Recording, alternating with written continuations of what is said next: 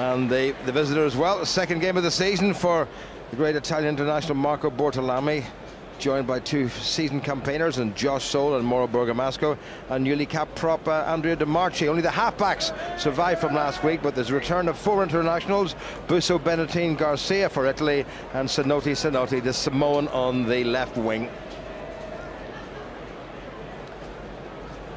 There's Marco Bortolami, still hoping to add to his 90-odd caps to get to that magical number 100 for Italy. Very serious looking Ulster contingent leaving the dressing room. A bit of a stumble there for the skipper Johan Muller, and let's hope that's the only stumble that Ulster make this evening. It's first against 12th in the league, and the Ulster fans will be demanding it at a stage like that, because they've a couple of tough games. They've got to go away to Glasgow and Edinburgh and Connacht and Leinster. Tom Court moves back to the loosehead side, and three men involved with Ireland in the recent Six Nations come back in. Declan Fitzpatrick in the front row, and in the back row Ian Henderson and Chris Henry. Behind the scrum, while Paddy Jackson returns to outside half. Luke Marshall moves to inside centre. Irish eyes on them. Darren Cave in his preferred position of 13, and a full start of the season for Chris Cochran on the left wing. Referee this evening, former outside half with Malone and Dundee, Dentist. Refereeing now out of the Scottish Rugby Union, Neil Patterson, who did the corresponding game in Italy. And in the last minute, he awarded a penalty try to Ulster. Paddy Jackson then. Bit of a scuff, but it's not a bad kick. Taken in reasonably comfortably by one of the South African contingent in Italy, Michael Van Vuren. Alberto Chillon. That's passed inside. Oh, there's a charge down. There's a chance for Darren Cave if it sits up. Oh, it's not going to sit up. Well, that would have been the most perfect of starts by a very alert Ulster side. And I think that maybe just epitomises the difference between their attitude a week ago and tonight. And that's certainly what the public would have wanted to see, some urgency from Ulster. We've seen it at the first breakdown, and we've seen it from the pressure that's being put on from that kick. Took his time back there, Luke Marshall, urgency to get to the ball, and unfortunately for Ulster, just rolling over the dead ball. Well, one or two backsides still not yet on seats here, but it's a packed house yet again at Ravenhill. Construction, I can tell you, is coming on very nicely. Those huge concrete foundations are in at either end, the Aquinas end and the dear old War Memorial end, and by the end of this season there'll be two spanking new stands.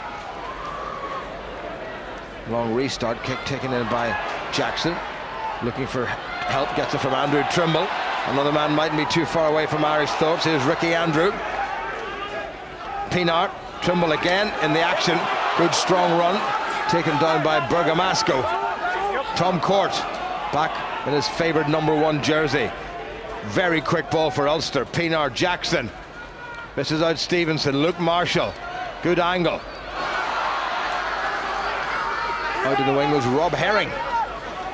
Lively start this by the home side. Jackson, Robbie Dyack playing his 7th start in a row. Pienaar gets away. Jackson has to check. Good footwork. Tackle was by Andrea Manici. Declan Fitzpatrick. Pienaar, well taken by Court. Well straightened by Court. All the pressure coming from the league leaders. Pienaar, Jackson. Luke Marshall. Tried a little soft offload to Robbie Dyack, who set it up. First penalty of the game goes against Ulster. Ulster will certainly be very happy to have gone through those opening phases, multiple phases, not committing too many players to the breakdown to ensure the quality of possession.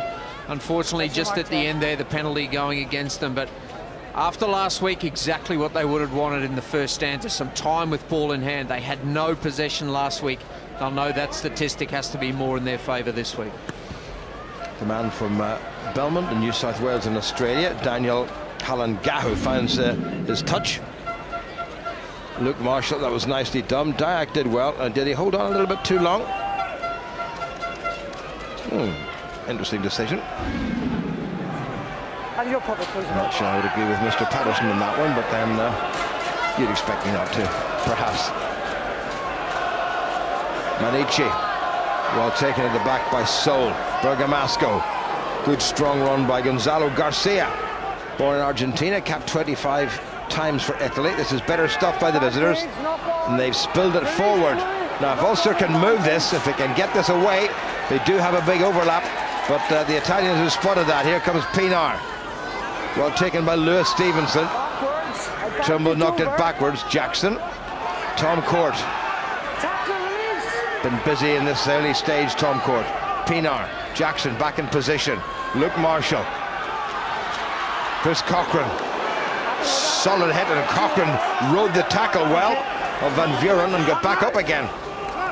Chris Henry. Ulster probing. Ricky Andrew sets it up.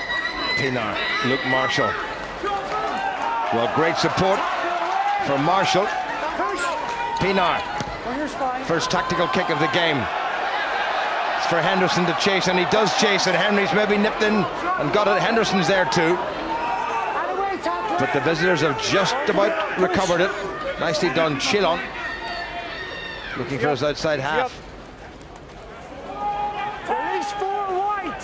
Johan Muller with the conclusive tackle. Bergamasco, that's nicely done. Little show of the ball by Paulo Busso. Chillon, now he's pulled that in field. Andrew will get it. Well taken, well released. Now Pinar. Pinar puts the foot on the gas. He needs a little bit of support. Good stuff by Pinar. Solid tackle, still there. Muller. Referee saying play on. Pinar back in position quickly. Marshall, Trimble, nicely done by Ulster. Henderson, great strike, gets it away to Cave. Impressive start by Ulster. They need the ball quickly. The referee has given the penalty against the Zebre.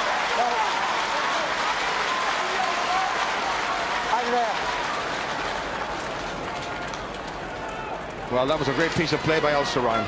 Yeah, the ball in play for long periods of time already in this first 5 minutes, and Ulster using it very effectively. Ruan Pinar with space, dangerous proposition. He made that initial break, and Ulster carrying that forward. Some good patience on the ball, showing some good option taking, and very clinical in that execution.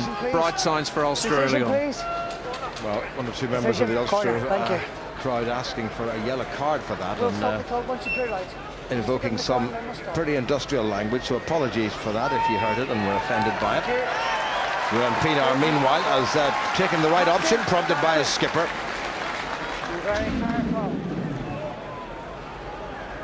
Neil Patterson just having a word with the skipper. It was a wonderful break by Ruan Pinar, and there was nobody with him, but he did well to set it up, and this is the point where Ulster very nearly got the opening try. Crucial line out this. Rob Herring with the throw. Chris Henry at the back. Oh, good solid work at the front by Lewis Stevenson. Now it's gone down. Legally so it would seem, otherwise the referee would have penalised the Zebre. Pick up and drive by Ulster, looking for a squeeze over try from close range. They're very close. They're keeping control of the ball. Here goes Stevenson, looking for his first Ulster try. Tackled by Bergamasco. Here's Court. Henry in contention as well. Cave has a real go. Lays it back nicely. Pinar, surely this time. Trimble, nicely done. Cochran gets into the corner. The referee may go upstairs, but I'm pretty sure Chris Cochran has got his third league try for Ulster. Yeah, excellent work by Trimble as he managed to get in between the two defenders, get the hand free for the offload, and we'll look for this decision now. They're going to go upstairs to the television match official, Peter Ferguson. You may well have heard Neil Patterson say, "I'm satisfied with the grounding," which is pretty indicative of that. The fact the try was good. Wonderful one-handed piece of play. Oh, now was he in touch? But was the foot off the ground? Now was the foot, did he have the foot? Was his outside foot above ground level, and did he put that foot in touch? Let's have another look at that. That's very close.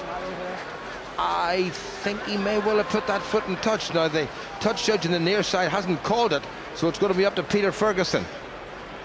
The referee said he was happy with the grounding, but I think he was in touch. I don't think that is going to be a try for Chris Cochran. That's okay. That trailing left leg of his, I think, crossed the whitewash before he put the ball down. But Ulster think he's got the try. Hi Neil, I have a decision. Yes. No try. No try. Touch. Restart. Blue line out. Correct. Decision from Thank Peter you. Ferguson is saying Time's no on. try. Foot was in No touch. try.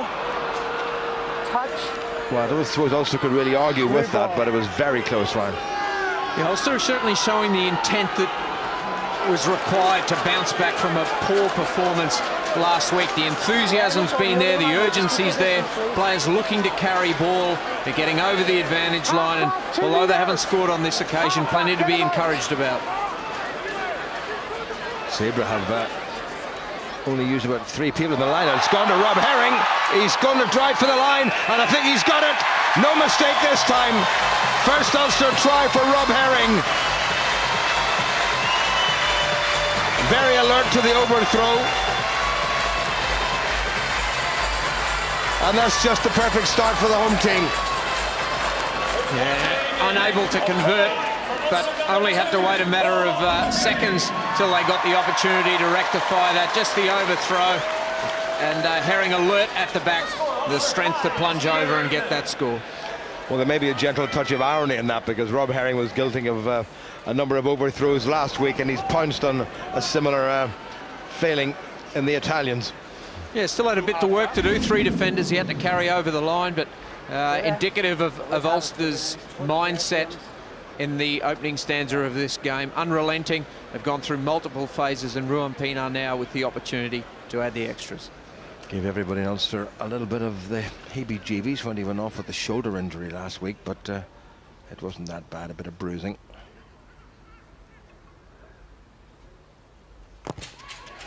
He stroked that very nicely indeed, Ruan Pienaar. And Ulster, with 9 minutes gone, have gone 7 points to 0 up.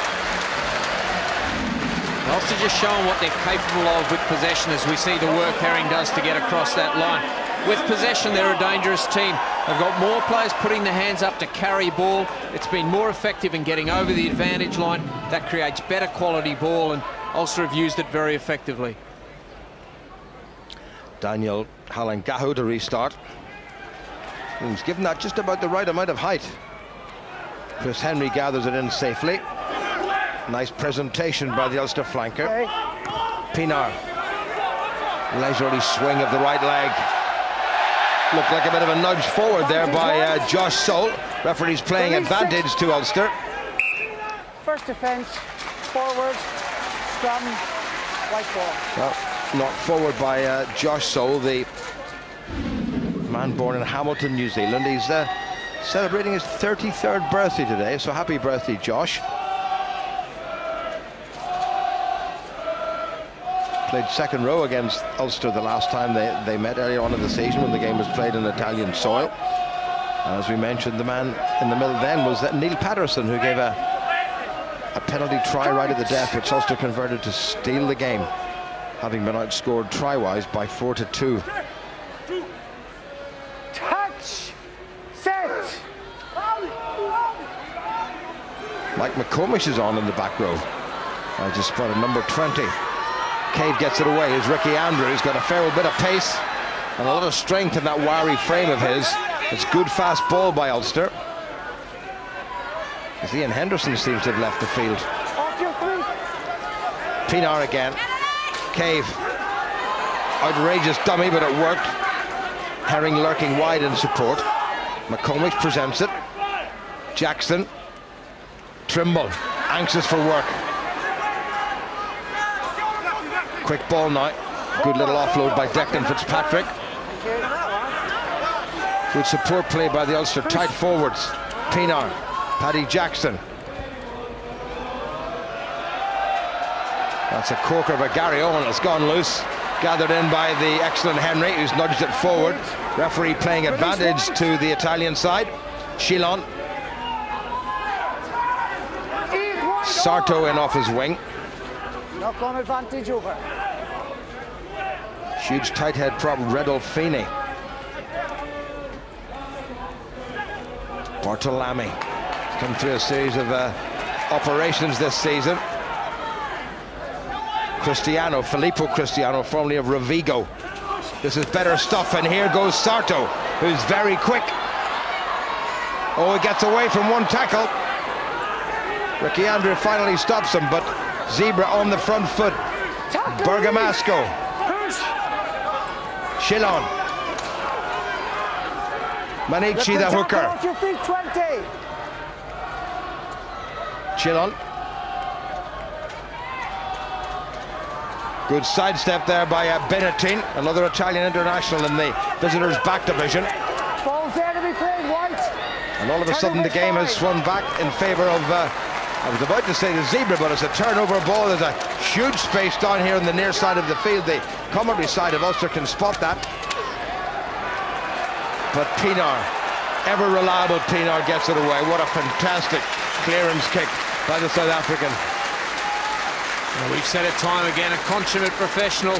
Everyone in the stands could see the space in behind, and certainly Ruan Pinar on the pitch noticed that as well and executed a perfect kick. Robbie Dyack, he's featured prominently in a ball-carrying capacity at the start of this game, and just seeing the replay of that kick, perfectly positioned once again.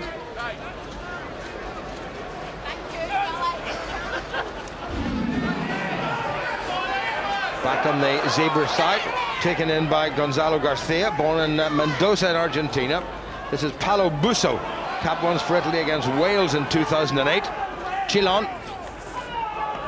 Good solid driving run once again by the enormous Redolfini. Well, no lack of effort here. This is clever stuff. Zanotti, who's always dangerous. What a hit on Bortolami by Andrew Trimble, giving away about 4 inches in height and a fair bit of weight. With a thumping tackle on the Italian skipper. Yeah, you're guaranteed at least 1 or 2 of those every game from Andrew Trimble. Just huge physicality. He lines his man up, and execution coming from down to up and right under the rib cage. Perfect technique. Wonderful hit from Andrew Trimble. I think execution was probably the right word. Yeah, just hold your guys up marginally early last time, okay? Bortolami's up, and he seems to be fine. Andrew Trimble surfaced the requirements thus far in the Six Nations from an Irish perspective. Mike McComish on for Ian Henderson, who didn't last very long.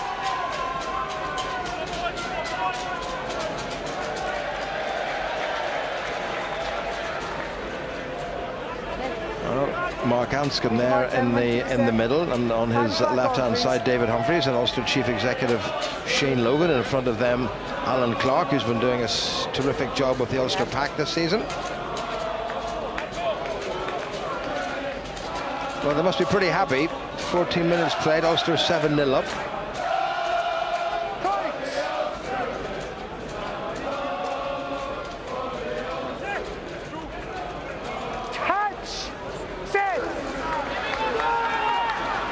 Good solid Ulster scrum.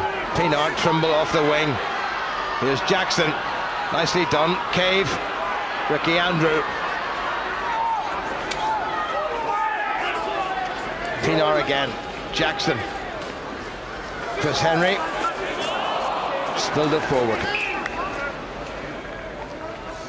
And that's going to be a scrum to the Zebre. 15 minutes gone. 7-0 to the home side.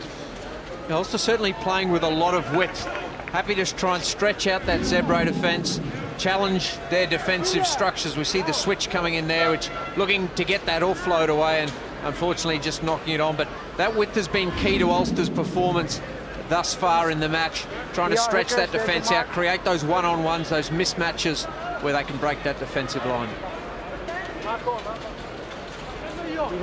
Ulster just that little bit heavier, about half a stone a man heavier, as it turns out. Let's go, please. Faster.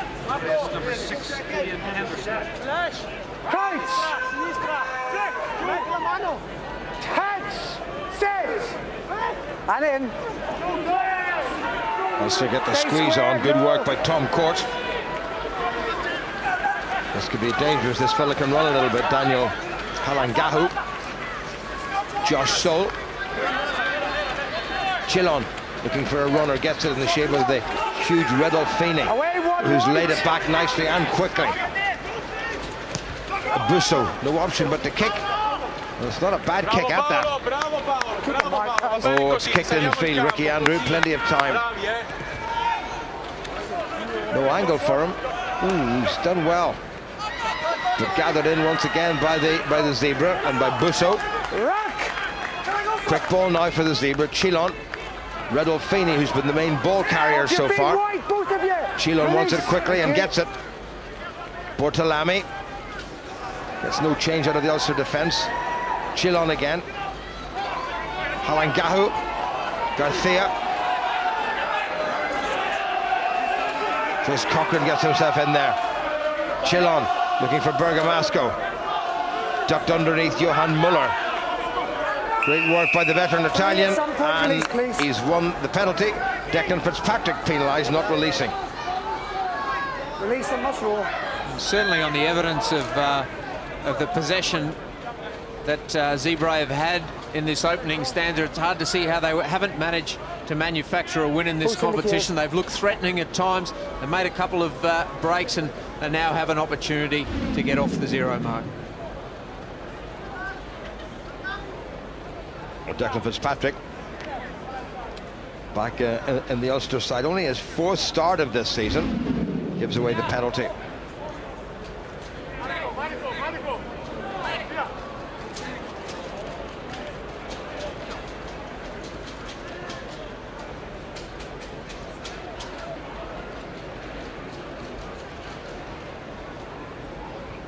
Top point scorer for the visitors in the league this season with 50. I'd love to get another 3 here this evening. Struck it nicely. It's going to come in, and it's gone underneath the bar. The 2 assistant referees or touch judges had a good look, and that was very close. They needed just a little bit more weight on that. So it stays at 7-0 with 18.5 minutes gone. And Ulster have got to just shake themselves up again and get back down to the other end of the field. Jackson. Taken by Sarto. He was tackled by Court. Back on the Zebre side. Soul gets it away, not terribly cleverly. Sinotti. He's tricky and he can run a bit, and that's exactly what he can do. This diminutive Samoan who's all muscle and bounce and strength. Up to the Ulster 22. There's an Ulster player down injured. Knocked forward there. No, back, says the referee. Looks like Luke Marshall is down injured, which is not a good time for him, given the problems Ireland have in the middle of the park with no Johnny Sexton or Gordon Darcy. Still there, and Ulster have stolen that one. Good work by the pack. Well covered back by Busso.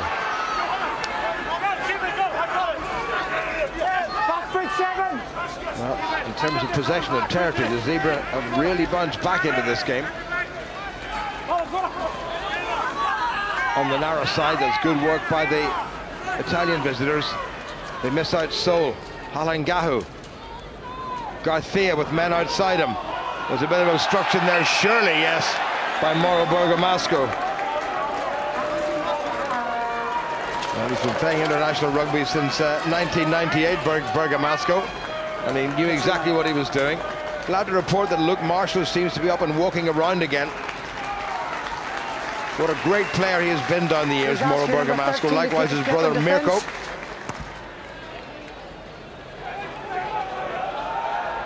Didn't quite find his touch. Sarto.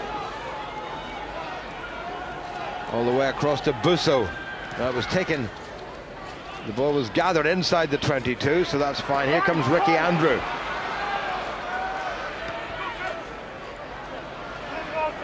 It's a handy enough looking kick, but well done by Chilon.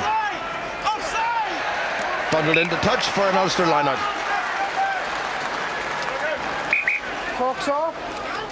20. I know, I thought you were. Ian Henderson is back on. Well, that was that rather wayward pass. Here, Sinotti now. This is a great sevens player, born in New Zealand, capped just once for Samoa. Should probably have had many more, but what a clever little player he is. Rob Herring. Ulster with the full 7-man line out. A bit of a delay, well taken by Muller at the front. Pinar. Here's Marshall. Strides right past Bergamasco, but the ball knocked forward, and Marshall certainly showing a great appetite for the physical. Skipper. Yeah, big hit in the middle of the park there as they collided, and unfortunately another turnover for Ulster. That's the one thing they'll just be looking at. The urgency's there, the intensity's there in defence. They're a lot more clinical at the breakdown, but just a couple of little handling errors on what is very good conditions will be disappointing. Took a very good angle, Marshall, and really clattered Mauro Bergamasco, who felt that contact. Look at this from the youngster. Good work eventually by Cristiano to bring him down.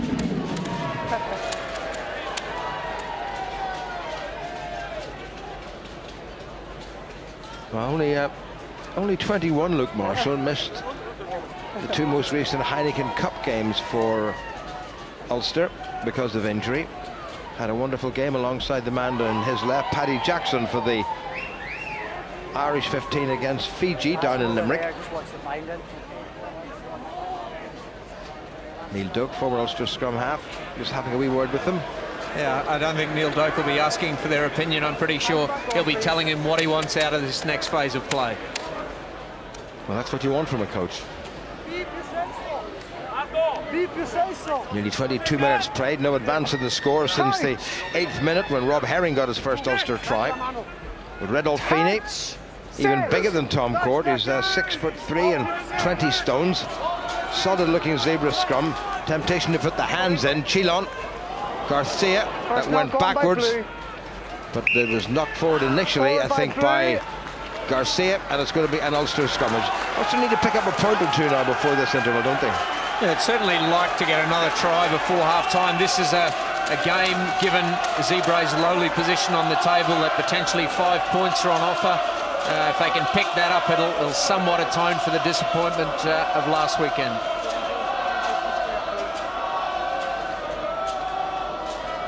Ian Henderson seems to have got a stitch or two on his right eyebrow. Touch! Touch! Set! Well, quite settled, the front rows. I'm going to come over and have a look. Both sides, Ulster a week ago against the Ospreys, and the Zebre here, a week ago against Glasgow, were leading the respective games at the interval. Coming over for the look. I want to see a better bind. The Italians were 20 points to 17 up against a Glasgow side, who ran in 19 unanswered points in the second half. Ulster were 9-6 up against the Ospreys, and thanks to the visitors' breakaway try by prop Ryan Bevington, spoiled Ulster's unbeaten league season here at home. Touch! No, because you flinched and moved and they went. It's good refereeing by Neil Patterson. He's saying to Andrea De Marchi, who got a couple of caps in the most recent Six Nations games as a sub for Italy, that he actually moved a little bit, causing Ulster to move forward. So the fault was with him, not with Ulster. They were just trying to get Ulster penalised for the early engagement. So cynical, these prop forwards. Dyak controls, that's a clever move. Jackson, now Marshall. Chris Cochran. No, stay! The ball is in play, well done by Cochran. Jackson at scrum half, Pinar at outside half. Declan Fitzpatrick as inside and outside centre, and he spilled it, not so good. Here's Garcia. Andrew Trimble's had to cover because Ricky Andrew had joined the line in attack. He may well let that go, and that's going to be a 22. Little errors just creeping into the Ulster game. Yeah, that's really the only aspect, is just those errors. Most of them occurring in the tackle situation. Ball security, not what it needs to be. Sometimes a little bit over-ambitious, looking for that offload maybe when it's not on. Something they'll need to address. Yeah, they had a great head of steam built up in the opening 10 minutes when Darren Kay very nearly got a try, and Chris Cochran very nearly got a try, and Rob Herring did get a try, but this is just waned slightly. Well taken in by Alberto Benetin. Bergamasco inside to the big fella Sarto. Bortolami straight and saw a bit of a gap there. Chilon Halangahu, cleverly done. Benetin, chipped through by Busso. Well read by Ricky Andrew. Needs a bit of help from a few chaps in white. I think he's got it. Also will try to take this on and set it up and make a better angle for the clearance kick. Henderson. Away, tackler! Off your feet. Well, you may have heard Neil Patterson say, get away, tackler, and the tackler in question was the Zebre blindside flanker, Filippo Cristiano, the 25-year-old. Two, off his feet. There's that clever little chip kick through, and Andrew read it well, and he had plenty of decent support. The game has flowed very well. The referee, a good grasp of the breakdown, letting both sides play. He'll keep on top of the defensive team to ensure that quality of possession is there, but certainly been a flowing spectacle, interspersed with a few little individual errors have really robbed the game of real momentum. Chance for Ulster now to do something. Coming up to 27 minutes played, Rob Herring, the try scorer. Well taken at the back, wonderful stuff by Ulster. Marshall, Cave, puts the foot down, here goes Cochrane. Support wasn't quite close enough, so he did the sensible thing and held on. That's been knocked forward by Ulster, and it's gone into touch. And it's going to be an Ulster line-out, according to the man on this side. Ulster lucky to get away with that, I thought. And once again, using one of those pre-rehearsed moves, tries to condense the defence in the midfield. Darren Cave goes on that natural outside break as you see players flooding the midfield, which allows Cave the space on the outside to release Cochrane. Some good defensive work from Zebre coming back, forcing the player towards touch, and then once again ball security in the tackle situation, letting Ulster down. Straightforward ball to Johan Muller at the front. Chris Henry tidies it in. It's allowed the Zebre though to reorganise their defence. So Ulster going to take it forward, I think. Told to use it. Declan Fitzpatrick needs to keep possession, and he has done. Pinar, his fellow South African Robbie Dyack. So he was making life difficult for Ulster at the breakdown. Here's Jackson. Gets it away to Cave, who's been impressive. Ricky Andrew, good offload, nicely done. Here's Trimble. Off your feet now, Blue. Pinar. Cave. Forward entry. Johan Muller penalised for side entry at that breakdown. So it's back to square one for Ulster again. Yeah, Zebre certainly not letting up in their intensity and line speed in defence. Ulster have gone from side to side. They're playing with a huge amount of width, not getting the clean line breaks they would have felt that the amount of possession they've had deserved. And once again, it's just those small mistakes in the initial phases that are robbing Ulster of that opportunity to break down this defensive pattern. Well, the Zebre's up very quickly, and I mean, Johan Muller, if he looks at that, will give himself a slap in the wrist, because he didn't really have to do that. However, he doesn't make too many mistakes, and what a skipper he's been. This is Andrea Manici.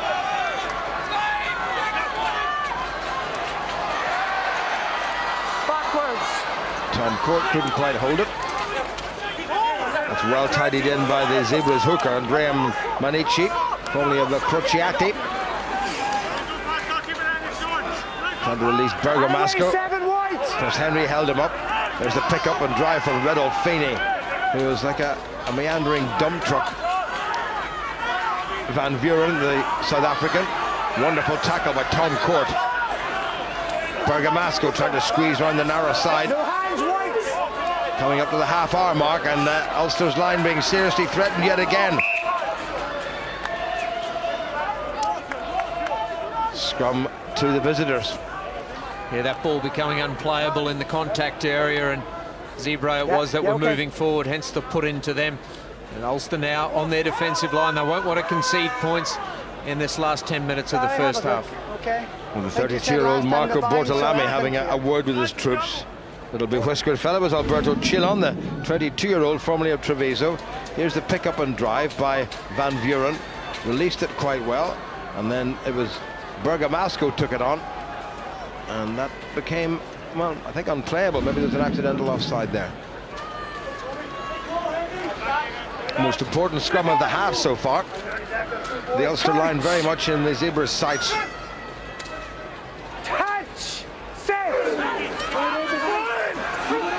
Good squeeze by Ulster. As Henry told to stay bound, Chillon couldn't quite hold. Sinotti has come in, and he was well tackled. Good work again by Henry. Chillon. And again, Ulster's defence up to the task. Chillon sweeps it away. Josh Soul, good sidestep. Back first. Ball's here. I think they're still going to keep it pretty tight. Redolfini, well tackled by Muller. Wonderfully won by Henderson. Here's Luke Marshall, has to give this. Advantage, blue. Well, they've given it away. Knock on advantage. Bad decision by Luke Marshall. If he'd passed out, they were meant to spare. Redolfini again. Chance now for the Zebre. Halangahu. Oh, he's got through. Henry hangs on to him. And he does release after some exhortation from the referee. Sinotti. Chillon again. Bortolami, the skipper.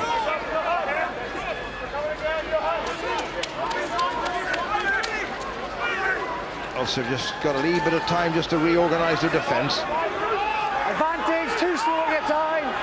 Penalty advantage, blue. Penalty coming to the Zebra for slowing it down deliberately. Taken on by Still Van penalty Vuren, who's been advantage. busy. Referee still playing advantage. This is Manichi, the hooker.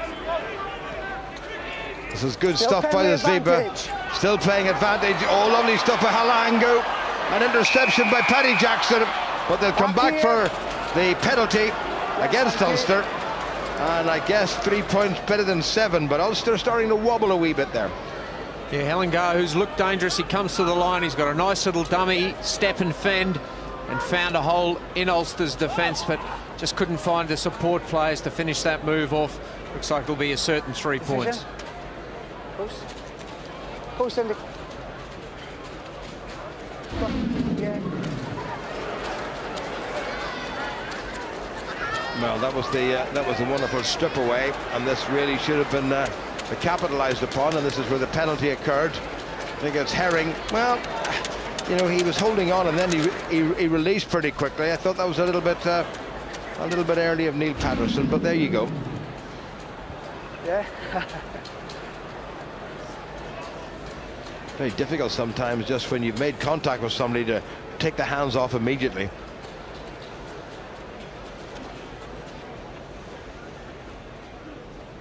Missed with one about 16 minutes ago, and he hasn't missed with that one. It was a lot easier, but it was a good kick, and the gap is only 4 points. So it's Ulster 7 and Zebre 3, and we've only about 6 minutes to go to the interval. And Zebre, you'd have to say, deserve those points. They've worked hard for it, established field positions, going through a number of phases. Their ball security has looked good. They've had limited possession compared to Ulster, you feel, in the game. It's a good restart kick by Jackson, but a terrific take by the Zebra skipper, Marco Bortolami. Chillon. Dyak got underneath it. By blue. Penalty against the Zebra. 4. No contest. Feeling off. Michael Van Vuren, the 22-year-old from East London in South Africa, sealing the ball off. Chance now for Ruan Pienaar to make some ground. Oh, that's a perfect kick. Absolutely perfect. Yeah, unlike a lot of kickers, he still employs that sort of round the corner style kick. A lot of players now favouring that straight on approach. He just swings that foot around to the side a bit more, still fairly front on, but just that pendulum action of the leg judged to perfection. Well, Rowan Pienaar has put Ulster into the best position they've had since they scored the opening try of the game. Oh, well taken. Pienaar. Marshall. Taken by Halangahu. Pienaar again. Henderson. Great strength. Marshall is down yet again. Here comes Tom Court. Good work by the big prop. Pienaar. Jackson. Cave all on his own. Has a go himself. Great work by Cave. Pienaar. Good switch. Herring looking for a second. Pienaar, this is quicker ball. Dyack. Andrew Trimble in to help. Chris Cochran too. Well released by Dyack. Declan Fitzpatrick. Bergamasco tries to hold him up. Pienaar. Ulster employing the narrow side through Henderson. Great defence by the Zebre. Pienaar in quickly. Lewis Stevenson taken off at the knees by Garcia. Pienaar, little bit of room wide here if they can shift this. Cave gets it to Chris Henry. Still room on that far side. Trimble will have a cut himself, I'm sure. Strong enough to retain possession. Pienaar again. Jackson. Muller. Marshall is down, and I think it's quite serious this time. Here's Pienaar. Jackson. Cave. Nicely done. Henderson into touch.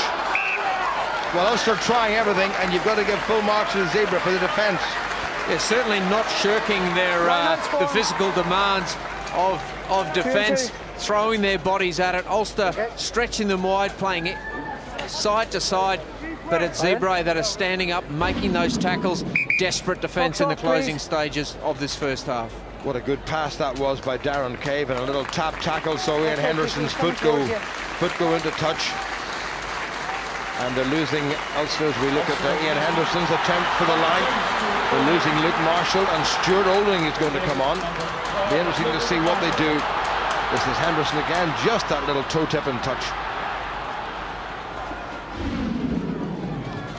And some talk of Paddy Jackson maybe just playing 40 minutes and Olding stepping in to the 10 jersey at half-time. That plan obviously not still viable. It'll be interesting to see what they do with their bench. You are, gentlemen. Gentlemen, the mark's there. Last time the Zebre in this position, they did an overthrow. Not this time, though. Sol takes it. Taken on by Michael Van Vuren. Be interesting to see where Stuart Olding plays. Good work by Ulster at the breakdown. They've got the put into the scrummage just in front of the Zebra's post. Their midfield scrum, 10 metres out, perfect attacking platform, 2.5 minutes left on the clock. They'll be looking for that try to go into half-time with 2 in the bag. There's your mark. Well, there was the drive forward. In fact, it was Filippo Cristiano who took it forward. And Ulster held him off the ground, and the maul situation pertained, and the referee has given the put-in straight away to Ulster. I'm coming that side, and I'm going to check his binding. Stay bound. Thank you. Pienaar having a little glance. Ulster have taken 4 of their back division out to the near side of the field, the Ulster left, and just Ricky Andrew and Andrew Trimble on the far side. That, of course, could be a ploy. 10 is now making a substitution. Seemed to be a replacement going to be made, and it looks like Halangahu is going off. He seems to have injured a leg, so there's going to be a replacement in the middle of the park for the Zebre. Yeah, that'll be disappointing for Zebre. He's controlled things very well. He's been an individual attacking threat, but he's also helped put that structure on their game, and their performance in this first half has certainly belied their lowly table position. We need a 10 now. All right. It looks like Alberto Chiesa should be coming on, if I'm not mistaken, wearing number 22. Paddy Jackson still in the outside half position for Ulster. Everybody gets a little bit of a break. I think that is Alberto Chiesa. It's not Matteo Pratacetti for certain.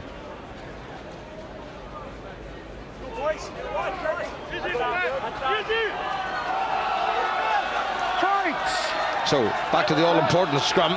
Time back on again.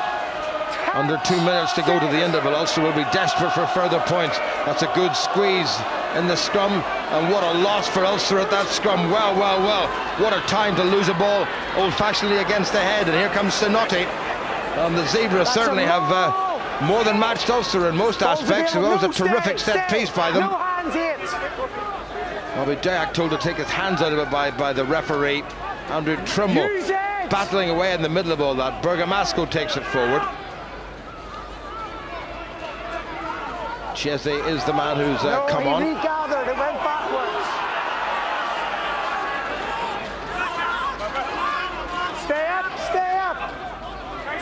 Stay Well, up. we seem to have got the numbers all a little bit mixed up. I'm reliably informed that in fact it is Matteo Pretacetti who's come on wearing number 23. I do beg your pardon. Cleared by the Zebre. Jackson. Pienaar had a little glance. He's got Ricky Andrew outside him. Wide to Trimble. Little chip foot in the gas by Trimble. Gathered in by Pienaar. Dummy by Pienaar. Pienaar still going. Couldn't quite get the pass away. Back come the Zebra. It's still there from Pienaar. Stuart Olding, foot in the gas. Looking for his first Ulster try. Great end of the half by Ulster. They must move it. They go route one for the line. No, captain. Pienaar try to dig it out, and the Zebra's slowing it down.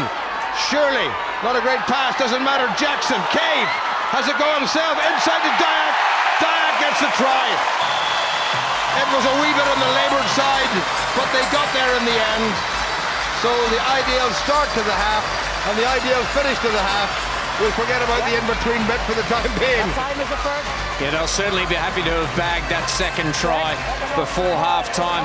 You'd think that Halengahu's substitution is going to have a huge impact organisationally on them in the second half. We see Pienaar and Trimble combining there, some excellent work, trying to position himself to take that return pass. Pienaar bouncing back up, and then the awareness here. Darren Cave goes on the outside break, but Robbie Dyack understands his body language as he goes for the outside breaks, adjusts his supporting line to an inside angle, takes the pop ball and goes over. Cleverly done by Darren Cave, who's had an impressive evening. Andrew Trimble got himself hurt in the early exchange there, but he seems to be fine again. And Ruan Pienaar, who converted the Rob Herring try after just 8 minutes, hoping to end the half with another conversion as his fellow teammates just drift toward the exit.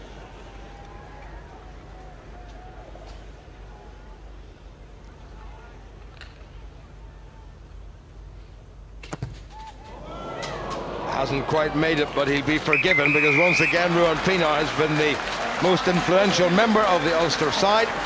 So Ulster will be a lot happier.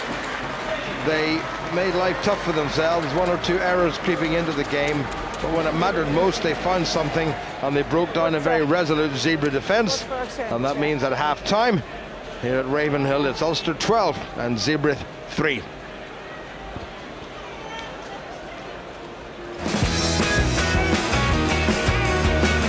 Well, it's been a lively half of rugby after last week's defeat.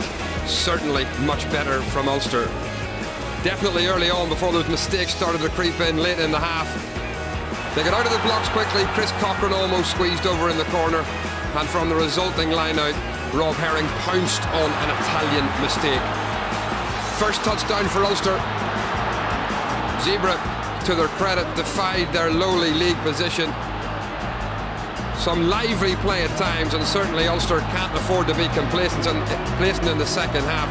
Their dominance of possession wasn't reflected on the scoreboard until the stroke of half-time, when Robbie Dyack made it 2-0. And Ulster now have a 9-point advantage at half-time. They lead by 12 points to 3. Bryn and Andy have been enjoying what was a pretty competitive first half of rugby, and certainly much better from Ulster. It was a lot better. It was a good opening 5 or 10 and a good finish as well till half. The middle 25 or 30 was mixed, I'd have to say. I think the one thing we'll be talking about at half time is trying to be more precise in the contact area, not just at the breakdown, but in the contact area, not throwing the 50-50s if it's not on, just going to deck, recycling, because I don't think the Zebra defence is great. They look a little bit mixed in there. Some guys are lying a bit deeper than others. They're quite narrow in defence, and I think there's a lot of opportunities out there for Ulster. They finished the half well, and Ulster certainly started the half well too, with some early promise. Yeah, I mean, those are the key points, and I think Bryn's quite right. We're just, we're not building pressure when we need to. We're getting the ball back at the right time. Some decisions are making, but I can see what Ulster are trying to do tonight. They're trying to keep the ball alive, and Ruan Pienaar once again showing us a pace, but great tackle, good defence, but we just got to get the numbers. Look, we can call for it, we got wide. Everybody's not really quite just doing what they need to at the right times to get that quick ball. This game is crying out for some powerful, direct runners, and we just seem to be trying to go on the outside all the time. But Ian Henderson's having a very good, strong game yet again. It's good to see him working hard again. I mean, obviously, good from Ulster earlier on. You could tell that they were out to make amends very, very quickly from last week, and then all of a sudden Chris Cochran almost squeezed in at the corner. Yeah, it was a good bit of play. It was a wonderful pass by Andrew Trimble. You can see it's good, got solid at the line out, and they know that they want to move this ball out wide.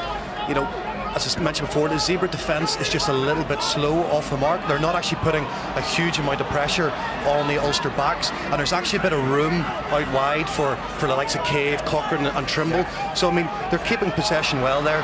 They're recycling the ball, good clearing out as well, and the backs know that it's on. I mean, this is a wonderful play by Trimble. Lovely deft pass. Cochran a little bit unlucky. You could argue he could get his feet up in the air, but very, very difficult. Fullback does well just to get slide him out into touch. And then why, Andy, after that did the Italians insist on throwing a long line-out ball? Well, it was just crazy. I mean, they're under pressure at the start of the game. They'd probably go for a very, very tough line-out right at the start. They just didn't get it right. Rob Herring did exceptionally well. Bit of power from his teammates just to help get him over the last couple of inches. But as you say, why have an overcomplicated line-outs? Keep it real simple. Win the ball, clear your lines, play again.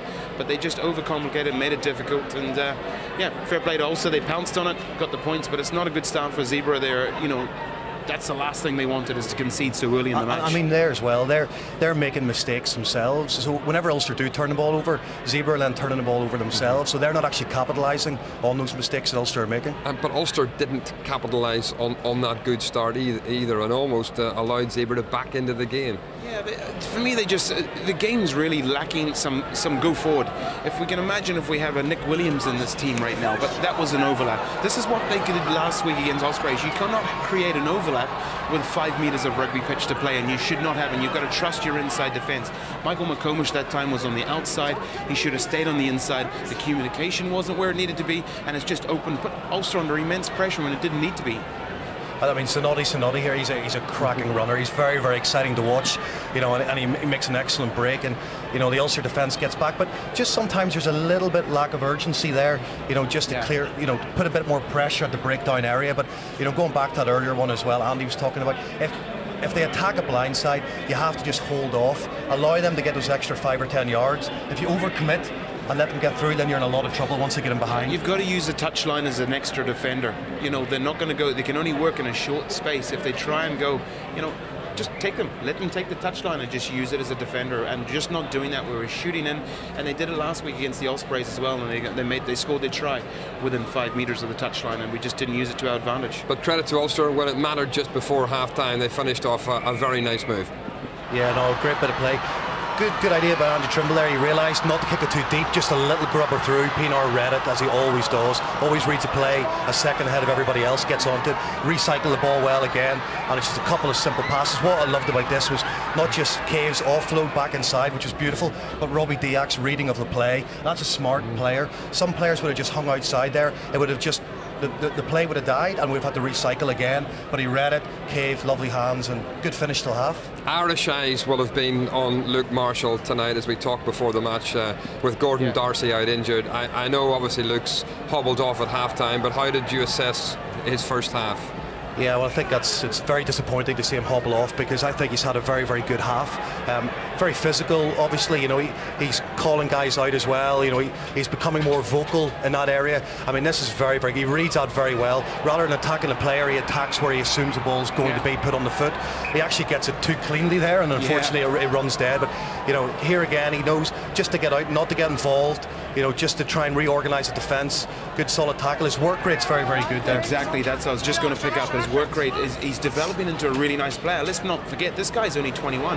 Bang, that's Bergen Moscow. He's just bounced off there, and he's kept the ball pretty much. He's so strong, and he's just developing. He's a powerful player, and I love about him, he loves the direct rugby. He likes to go 40. It relishes the contact. But Ireland now have a problem, obviously, in the centre position. Luke was obviously, would have been odds on to get called up into the squad. That doesn't look like it's going to happen now. So where are their options? I mean, what about Darren Cave, for example? He's had a fantastic first half. There are lots of permutations that Ireland can go with. Darren Cave has been outstanding. Doesn't seem to be getting an awful lot of love down there to get that 13 position and maybe move O'Driscoll in. McFadden, he could potentially come in and play 12. He's played there a bit for Leinster. For me, Darren Cave's going to offer us so much more than a McFadden is. I know just the way the way he carries himself, the way he plays, he doesn't look it. But look at the decision. He carries the ball in two hands. His minor detail is perfect, and he creates a lot more than we expect. But it's his defence in particular that's so good. As a defensive 13, Darren is head and shoulders above all the other options, particularly Earls. In that regard. And what about another Ulster player who many Ulster fans feel has been very unfortunate to be left out of the Irish squad so far in the Six Nations is Andrew Trimble. Well, he's making some decisions tonight. He's having a good game. He's creating. He's looking hungry, and I like this about Andrew Trimble. This is what he needs. He's been knocked back, and he's out here to prove a point every match. And I thought last week he had a good game as well. But he's powerful. He's strong. Does he deserve a call-up? 100%, without a shadow of a doubt he does. He hasn't had a poor game. He's been very, very physical, as Andy said. He would have suited the conditions for Ireland against England at the weekend perfectly. It needed some direct running, some guys that hit hard. I mean, we saw it there earlier. A couple of his contacts as well against Bordelami was fantastic. Okay, thank you for the moment. We're going to stop and pause and talk about another Ulster centre. Paddy Wallace not playing tonight because of injury, but he is Ulster's most capped player. He's pulled on the white shirt an amazing 187 times. And when Gavin Andrews caught up with him earlier this week to reflect on a remarkable career, we find out Paddy's not for retiring just yet. Oh, that's nice by Ulster. Paddy Wallace is going to get the try.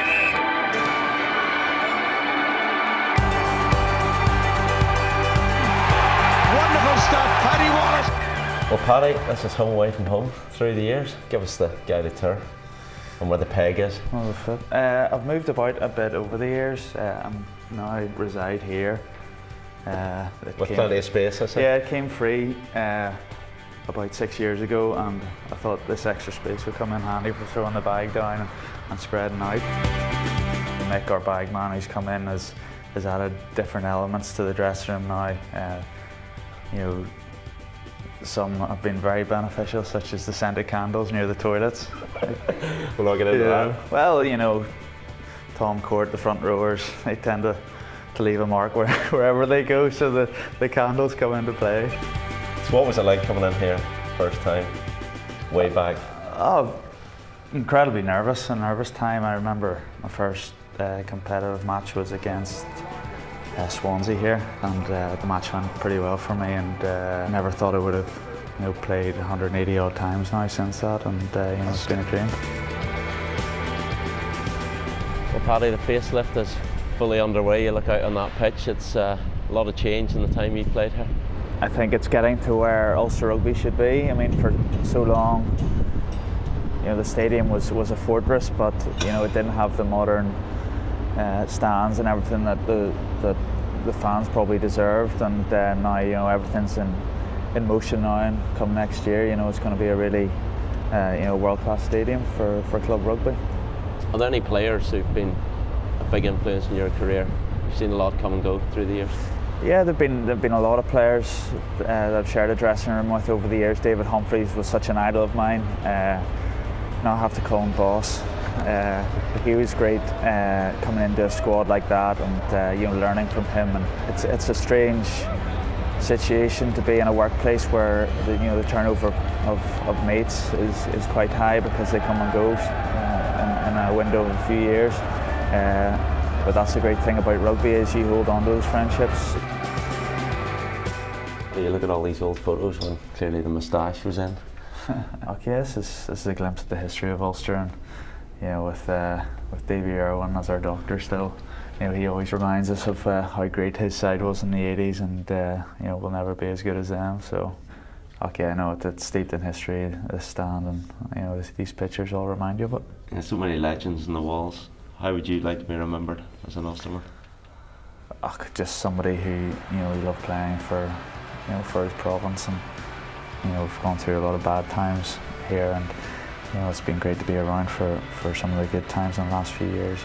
I don't want to go anywhere else, so this is where I want to finish my career and be remembered in sort of the same esteem as some of the players here.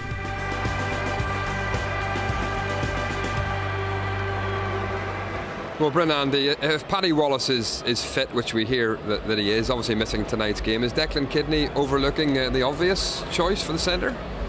Paddy is in the form of his life, as a 12. He offers something different from almost every other 12 in Ireland. We've always talked about his footwork and how wonderful it is about putting people into space, but the main thing about Paddy is how he's kept himself so fit. He's changed his attitude to that, and he's in great nick now, and he's got a few years left in him, there's no doubt. Yeah, certainly would expect him to see him at Ulster next season. John Afoa is coming on, we hear, second half. Andy, he's just back from a vacation in New Zealand. We know his wife is pregnant at the moment, but I think the good news all round for Ulster fans that he will see out his contract until the end of next season. It's absolutely fantastic. He's, as I said earlier at the top of the piece there, he's a fantastic player, and what an asset to Ulster Rugby. What he can deliver is just amazing, and I think Zebre will look up in the next scrum and go, oh my goodness, could it get any worse?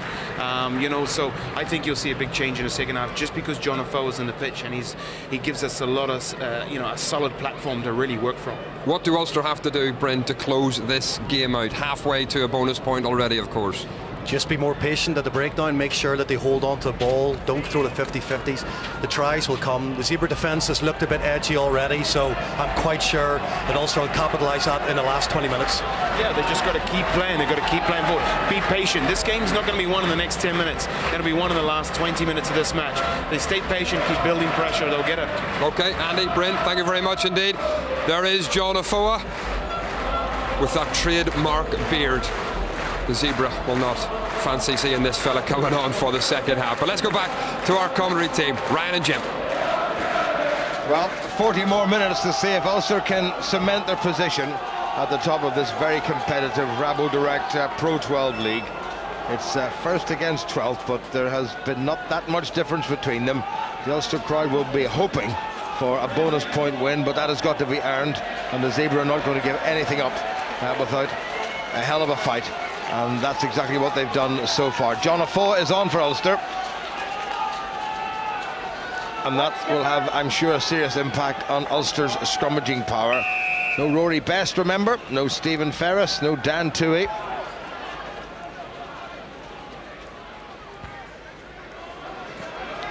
We're just hearing that Luke Marshall has got not one but 2 dead legs. I'm sure Lady Bracknell would have something to say about that. One is unfortunate, 2 might be careless, but we wish him all the best. And it was just dead legs, then he shouldn't be too bad. But here's a man who's a couple of very strong legs. Look at Rodolfini, the tight head prop for the visitors, who's been very busy. Chilon to Cristiano, the blindside flank forward. Chilon again. Paulo Busso has found himself in the outside half role. Taken in by Ricky Andrew. Good positional play by Paddy Jackson, who got back to support his fullback. Sinotti.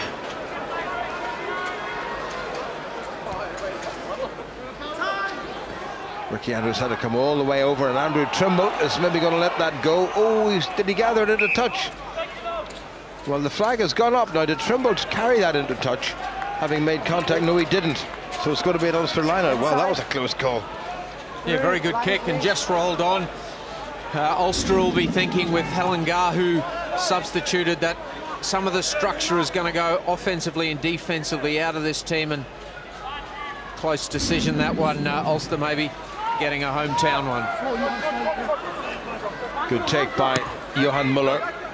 Pinar, well trapped by Sinotti.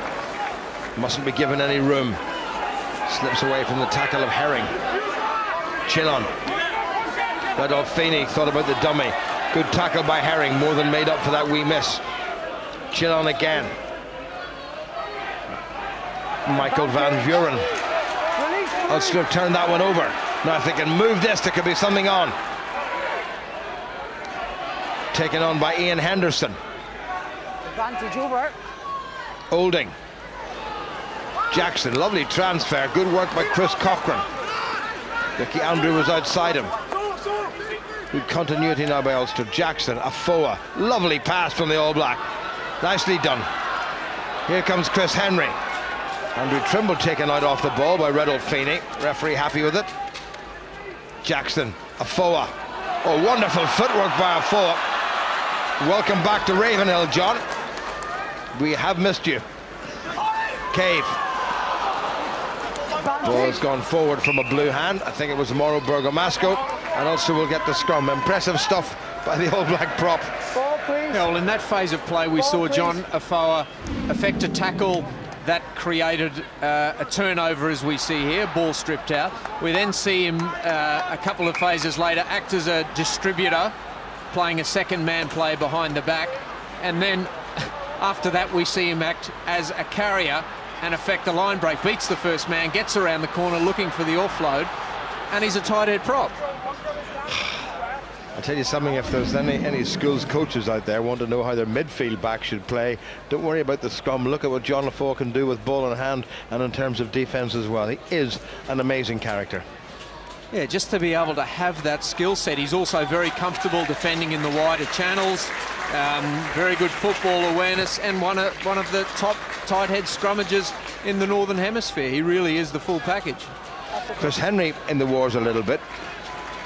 Dr. Michael Webb and Gareth Robinson, the senior physio with Ulster, but Henry looks fine. Mike McCulloch is getting ready to come on for the second time, but Henry seems to be all right, and it's going to be a scrum to Ulster, the first scrum of the second half, and John Afoa is going to be in the near side, so we'll have a good look at what he's getting up to. Lewis Stevenson, who's agreed a new 3-year deal with Ulster, to stay here until the end of the 2016 season. Big Neil McComb is on the bench, has done a 2-year deal as well to stay at Ravenhill.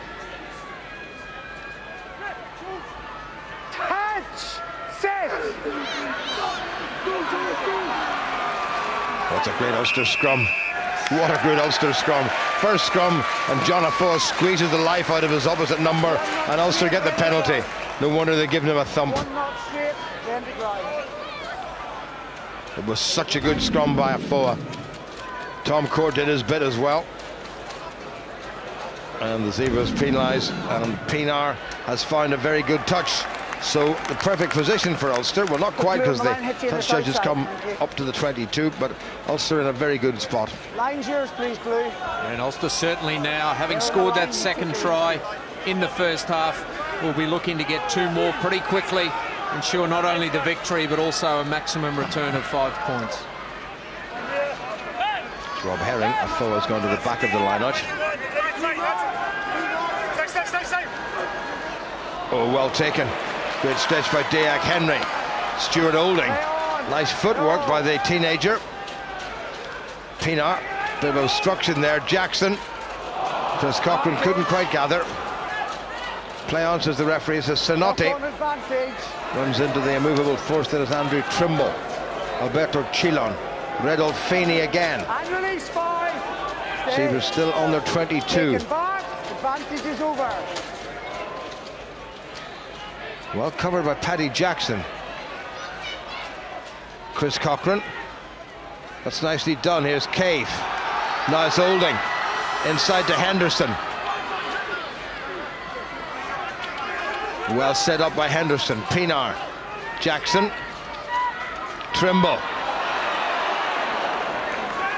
Afoa in support. Taken down by Bortolami. Chris Henry. Good sidestep. Good support by Trimble. Sweet offload. Lewis Stevenson. Ulster getting up ahead of steam now. Well done by Lewis Stevenson. Made great ground. Pinar. Jackson. Olding. Cave. Little chip through by Cave. Ricky Andrew trying to pick it up. Well done by Cochran. Still there for Ulster. Here's Pinar. Well taken by Jackson. Afoa. Ball is available. Pinar. Jackson. Cave. Andrew. Trimble. Gives it a Herring. Good spiralling drive by the Ulster hooker. Muller looking for his second league try. Herring sets it up again. Pienaar, Chris Henry. Good work by Henry. All the pressure coming from the league leaders. Henderson. Oh, he's stretching. Has he got it?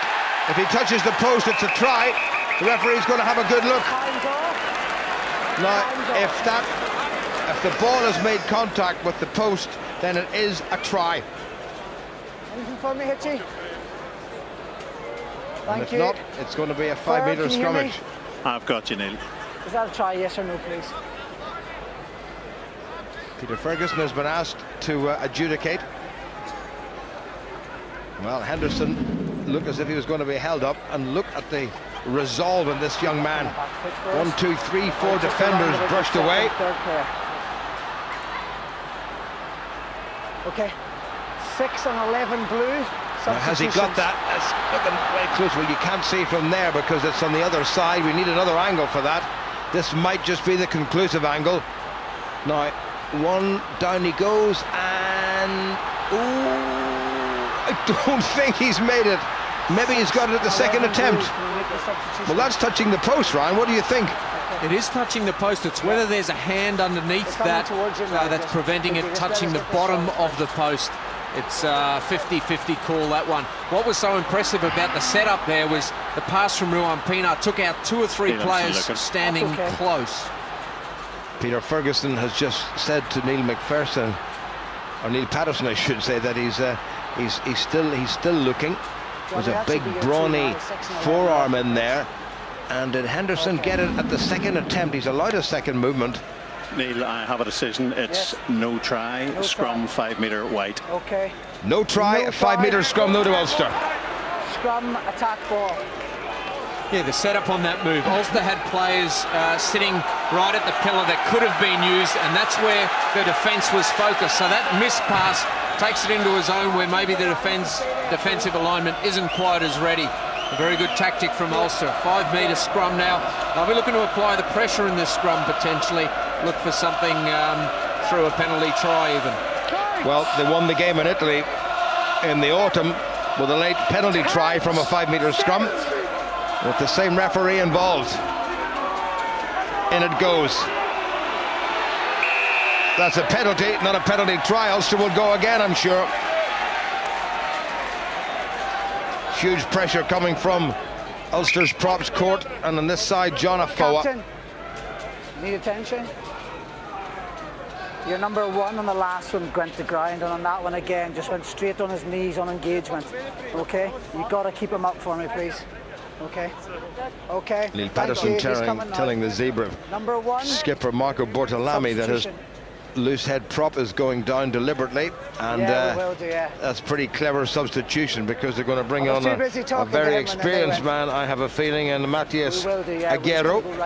Okay. Here's your mark here. So off goes the man who's won his first 2 caps for Italy in the Six Nations games against France and Scotland. Time's back on then.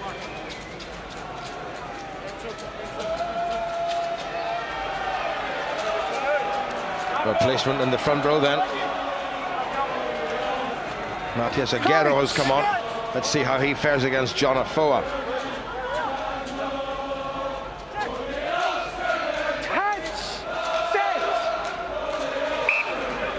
That was a bit untidy. The referee will ask him to do it again. It's a better scrum though by the Zebre, particularly with Aguero on this loose head side. No, it wasn't early. I'm coming over to have a look on that side now. I expect standards, square. I'm going to go look at the other side, okay? You had no problems, last one was good, okay? Referee happy with the Afoa-Aguero conflict. He's gone over to see what's happening between the enormous Red Feeney and Tom Court. I know. Coach! Tom Court, of course, must be contemplating being back in the international Six Nations frame with the suspension of Cian Healy. It's a good squeeze by the Italians on the Ulster put-in. Well, that's a very good scrum, and the referee has penalised them for deliberately whipping it round. Still not penalty try area, but it's coming. It's coming. That's the 3rd penalty in the row at the scrum. Some referees would have gone under the post already, but a variety of offences occurring there. You suspect one more might test the patience. I don't expect the backs will see anything unless Ulster don't get the hit and start moving forward.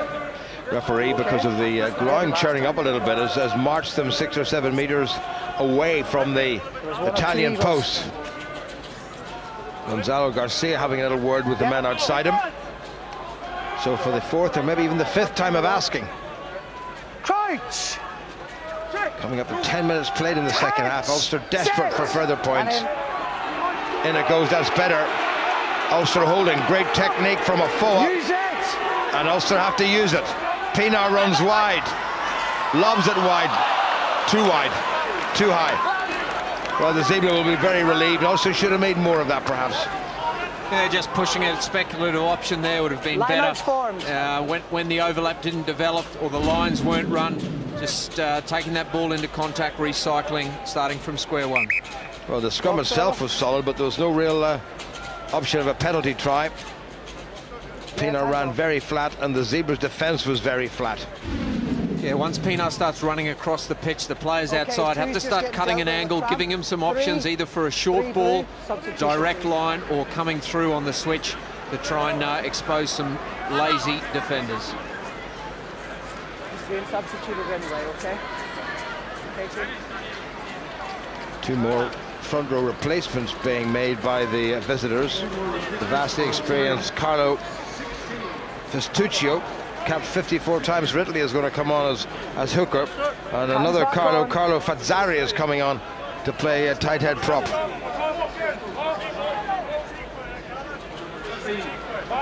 in, please.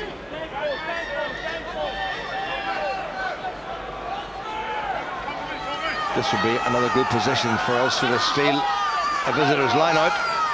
Ooh, well taken in. Bortolami gets it. Chilon, Bergamasco, well held up in the tackle, but he's presented it nicely. Good sweet little offload, and this is Aguero. Chilon, boosted by the fact that they didn't give away a try from a very difficult position. The Zebras clear it, and they've now really got themselves out of the danger zone. Chris Henry is hobbling, it seems. Don't think he's going to be long for this game. Yes, that's the middle. Stay there. Anichi gone, Festucci on, Redolfini gone, Fazzari on. Substitution. Ulster's line out. Chris Henry is going off, and the referee's just halting play, and Mike McComish will come back on again.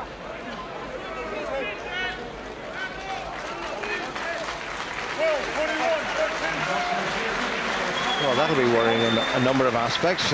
Chris Henry, who's added to his Irish cap total in the Six Nations so far with 2 appearances off the bench. Here's Mike McComish coming on for the second time. First time because of a blood injury to Ian Henderson. And now a permanent replacement, I think, for McComish. Great take by Dyack. Pienaar, Jackson. This is McComish. Runs into Bergamasco. Well left by McComish. Pienaar, Ricky Andrew into a wee bit of space, and he gathers it nicely. Bit of hesitation there by Sarto. Well done by Ricky Andrew. Referee's playing advantage. Ulster knocked it forward. Zebre looking pretty lively at this stage. This is Festuccio. Chilon. Benettin gets it away. Garcia. Great covering tackle by Henderson. He has released it under instruction from the referee. Van Vuren. Aguero. Bit of an overlap if they can shift this, and they decided not to. Paddy Jackson in with a tackle on the Zebra skipper Marco Bortolami. Backward white. Use it. Referee telling Ulster to get behind the rear foot of that breakdown situation. No way through for Matteo Praticetti. Fazzaro, another replacement prop. Chilon, Ulster keeping it tight. No way through. This is better now from the visitors. Festuccio. Chilon. Might just be a mismatch out wide. Ball was knocked forward. Referee playing advantage. Good work by Tom Court. You're going to go back here. You were isolated and change positions. So they're going to go back for the scrummage following the knock forward by the Zebre. 13 minutes almost gone in the second half. Still 12-3. Did Ulster miss a trick after that series of scrums, Ryan? Well, they'll certainly be disappointed they didn't get more of a return, just as we see the knock on in the contact area again. And just the game going a little bit flat now. Ulster need to ignite things. All it takes is a big tackle, a big run. But they're certainly looking for some inspiration, and if they can keep that composure, keep the structure on the game, you think they'll have the fitness levels to break Zebre down in the last quarter of this match. Neil Patterson enjoying himself. He's come over to the Ulster tight head side. There's Chris Henry getting some ice on that leg of his. Touch! Well, what a collision. Pick the bones out of that one. They were all early. Neil Patterson, that Belfast voice of his saying, pick the bones out of that one. Everybody was early. Going up, okay? And all six. Yeah. There you go. Okay? Oh, Bergamasco on the near side of the Italian flank. What a great career he's had for Italian rugby. 93 international appearances, his first as an 18-year-old, way back in 1998, 15 years ago. Catch! Set! Penalty against the Zebre front row for collapsing. Far side. Down, hinging. Fazzari, the culprit. Pinar, again, that leisurely swing of the right leg, and it's a very good touch indeed. What a cracking kick. I also really need, as we come to the end of the third quarter of this game, just to pick up the pace a little bit. There was the straight down on the Italian tight head side against Tom Court. And another replacement, Bortolami is going off, and the Italians have brought on a back row forward, which means Josh So will probably go into the back row.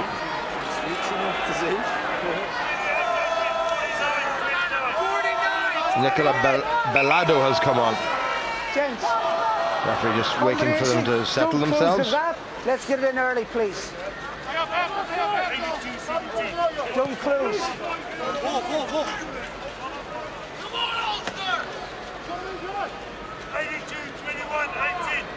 Rob Herring. Oh, well taken yet again. Quicker ball. Chris Cochran has done well, and he's still going. Off your feet, Blue. Pinar. Good work by Henderson. Pinar. Afoa. Good sidestep. Pinar again. Has a go himself and nearly gets through. They need a scrum half. McComish is there to take up the role. And Muller. Afoa rode the tackle well, and a second time. Henderson in support. Muller is there. Trimble at scrum half. Robbie Dyack looking for a second try. Herring in support, but good Italian defence. Pinar looking for a wide ball. Here's Trimble, nicely done. Surely Trimble's going to get in. Well, he's just cut down half a metre short. The pass might have been the option. Here goes Henderson, denied by the post and some good defending. Cave using his strength. Dyack for the second try. Referee had a good look. The pass was not forward, and Robbie Dyack has scored 2 tries against the Zebre, and that surely must give Ulster the impetus they need to kick on and finish the job. A nice understanding again between Cave and Dyack. He just seems to sit in the pocket there. He knows when Darren Cave gets the ball. He's got the footwork, the strength, and the offloading ability to put the player in space, and once again read the situation very well. You see Trimble getting on the outside break there, throws the little dummy, and then some very good cover defence denying Ulster. It took another recycle, and Darren Cave gets around the corner. He's always looking to offload. Robbie Dyack just halts his support line a little bit, allows the man one-on-one the opportunity to beat his defender, and then is in perfect space coming from depth onto that. 3 tries for Ulster, and very close to getting that important 4th one. Conversion fairly straightforward, taken by Rowan Pinar. 17 minutes now gone in the second half. Ulster with a 3rd try, leading by 19 points to 3.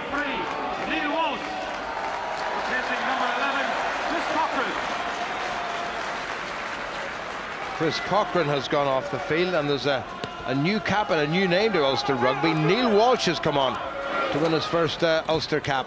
Pienaar. What a thump he's given that. Well taken in.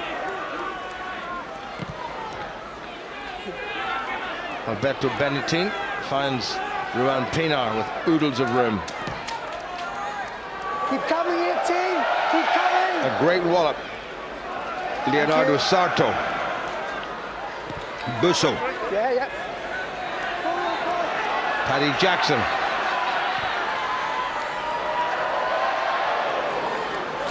Sarto again. Benetin. Trimble. Ricky Andrew. Stand 9. Seen a bit of space on that far side. Chilon is outside his 22. Keep coming. Well covered by Cave. Yep, he's on. Trimble. And Jackson outside him. Trimble changes his mind. Good take by Cave. Gets himself caught, has to release. And he doesn't. Holding and you're stealing off. First defence, holding. Cave hanging on, and then somebody came in and sealed the whole thing off. When you don't get men behind the ball, the counter-attack getting a little bit lateral on that occasion, and hence Zebre able to get enough men to the ball, forcing Darren Cave to hold on to that possession. No point in Zebre going for the post, so Paulo Busso has put it into touch. It's his Cave. That was a good tackle by Festuccio, but Robbie Dyack right on his shoulder for his second and Ulster's third try of the evening. From behind the scrum, it was nicely done by Cave. He shows that ball nicely, and Dyack got the angle just about right. Well done from Tom Court.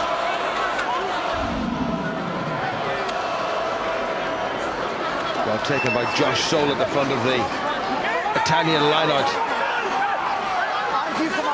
Bellardo, number 19, helping. Aguera. Chilon. Bellardo again. Festuccio, who's been busy since he came on. Good support from Aguera. Chilon.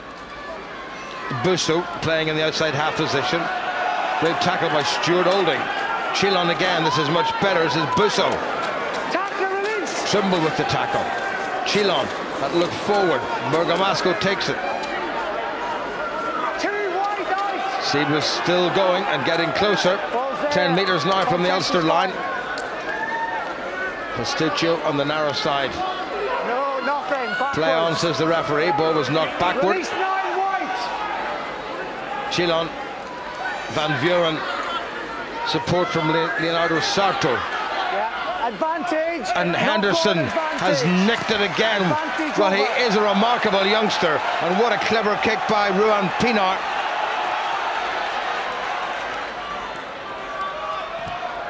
Keep him on.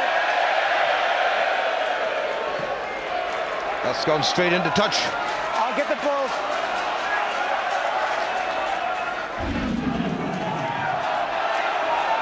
Dries van Schalkwyk has come on the field. The man who scored 2 tries against Ulster when they met in Italy in the autumn. Had to cover all the way back, and wasn't his greatest kick, I'm sure.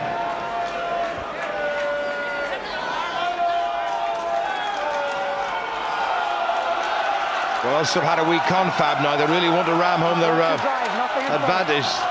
Well, the Dragons not doing Ulster any favours. Glasgow looking pretty rampant. Ulster's opponents next week, and Cardiff beating a rather bedraggled Edinburgh, and Connacht, well, maybe doing Ulster a favour, leading against the Ospreys.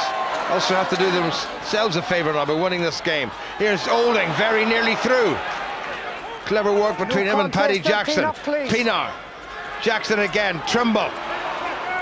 Well, he's run hard and worked hard. And here comes Dyack looking for a hat-trick. Pienaar, better by Ulster. Taken on by Cave. Olding again. Bit of a high tackle, and the referee spotted that, and it's going to be a penalty advantage to Ulster. Still penalty advantage. Jackson, still the penalty advantage.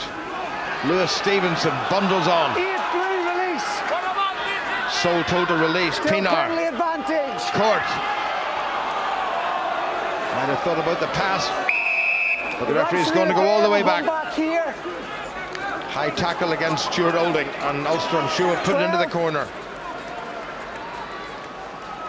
Good passage of play by Ulster. They're picking up the pace, but what a scoreline that is from Rodney Parade, with Ulster hoping the Dragons would do them a favour in Glasgow, despite, well, they've had a few chaps released to them, but it's like, you know, this is going to be a heck of a game this time next week, which you can see here with us on BBC Northern Ireland. Yeah, and 18 minutes on the clock. Ulster ambition will be to secure that fourth try. I don't think the result is up for discussion. Ulster in control, as we see coming across, slipping up over the shoulder. Definitely a penalty offence, and Ulster will look to bring this down, you feel, and drive this one over. Let the prop come up. Crucial line out this for Rob Herring.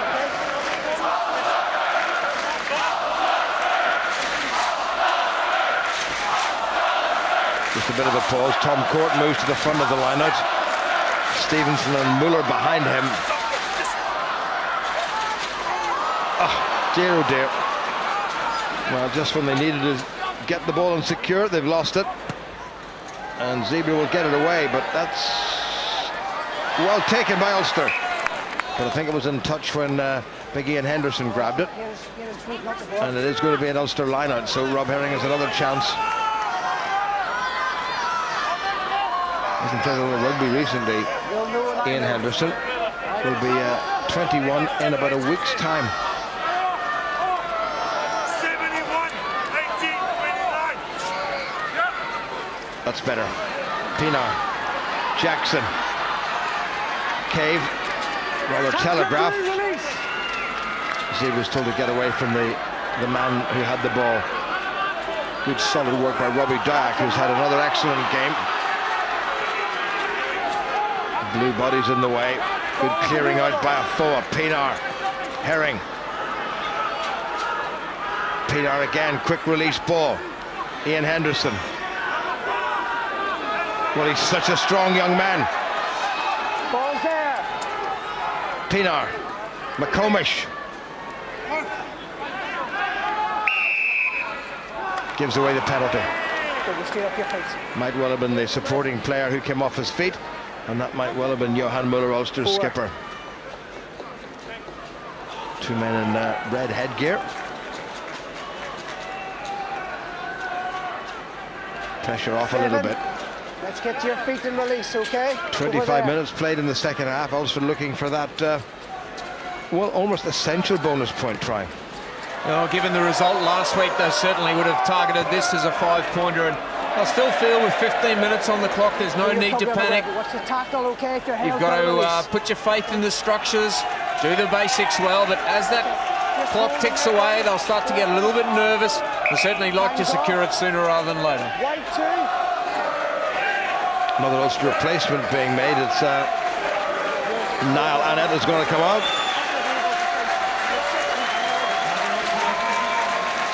To win his 7th Ulster cap. Off goes Rob Herring. Scored Ulster's first try. Here's the former skipper of Methodist College. And Niall Annett winning his 7th cap. They've all been as a replacement. Free kick against the Zebras for dummying the throw, which you're not allowed to do. Tapped and taken by Afoa. Makes good ground. Pinar, Jackson, Trimble. Barnstorming stuff from Trimble. Fundamental error by Ulster. Pinar furious with himself. How many times do you see him drop a simple pass? I think he was looking outside him, really. Zebre, to their credit, they've defended manfully. Certainly hasn't been a lack of appetite that's let them down structurally. They've maybe been in the wrong place a couple of times, but they're certainly not making this easy for Ulster. On paper, you felt Ulster would cruise this one, but still a bit of work to do for them. Well, it was a quick ball by McComish, who supported Andrew Trimble very well. And Ulster will have to do it all again. Just about 13 minutes remaining. 16 points between them. I can't see the Zebre winning this one. Free kick against Zebre. And Ulster might opt for the scrummage.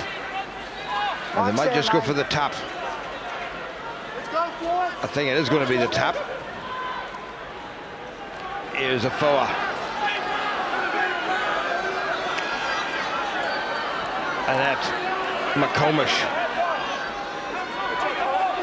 Zebre's trying to hold him up. That's well done by McComish. Got it away. Jackson had to stretch. Stuart Olding. And again, Ulster give away the penalty. 22 white holding. Well, referee made it very clear. Stuart Olding holding.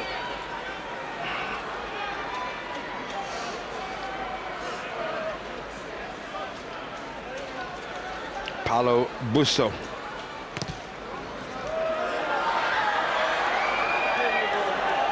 Would have liked that to have gone a little bit longer, but the Zebre inside Ulster's half with about 12 minutes remaining.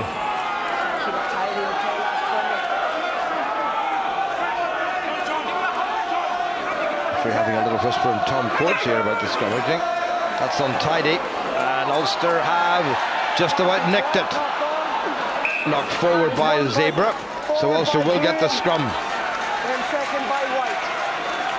Scrum it down. White ball.